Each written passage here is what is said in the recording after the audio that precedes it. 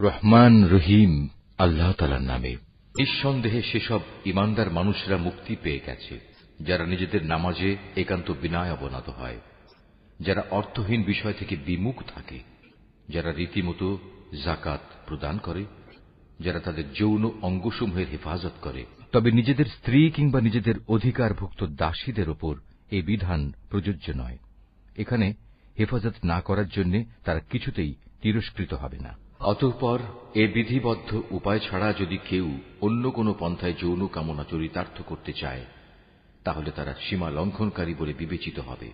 যারা তাদের কাছে রক্ষিত আমানত ও অন্যদের দেয়া প্রতিশ্রুতিসমূহের হেফাজত করে, যারা নিজেদের নামাজ সমূহের ব্যাপারে সমাধিক যত্নবান হয়, এই লোকগুলি হচ্ছে মূলত জমিনে আমার যথার্থ উত্তরাধিকারী।